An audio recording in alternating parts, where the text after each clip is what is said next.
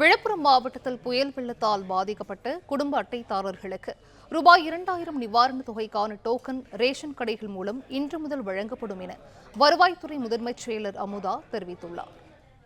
பாதிக்கப்பட்ட மக்களுக்கு, வாழ்வாதாரம் பாதிக்கப்பட்ட மக்களுக்கு, குடும்பங்களுக்கு 2000 ரூபாய் ரேஷன் கார்டுக்கு வழங்கப்படும் என்று சொல்லியிருக்கிறார்கள். அதற்கான கணக்கீடும் மற்றும்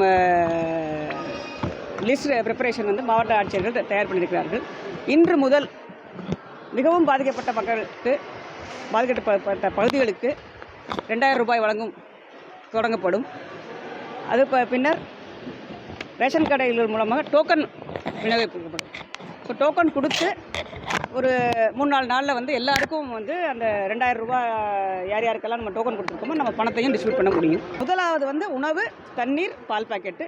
இன்று முதல் அந்த 2000 ரூபாய்க்கான டோக்கன் வழங்கப்பட்டு கேஷும் கொடுக்காங்க. இல்லை, எல்லா இடத்துக்கும் ஒரே நாள் கொடுக்க முடியாதுங்க. பாதிக்கப்பட்ட பொருள் இன்றைக்கி ஆரம்பிச்சிடுறோம். நம்ம டோக்கன் கொடுக்க ஆரம்பிச்சிடுவோம். டோக்கன் கொடுத்தா உங்களுக்கு தெரியும், எல்லோரும் முண்டி மோதி கொண்டு வர வேண்டிய அவசியம் கிடையாது. டோக்கன் கொடுத்தவங்க அனைவருக்கும் நம்ம படிப்படியாக இன்று சில பேருக்கு, நாளைக்கு கொஞ்சம் சில பேருக்கு, மறுநாள் சில பேருக்கு எல்லாருக்கும் டோக்கன் கொடுத்தவங்க.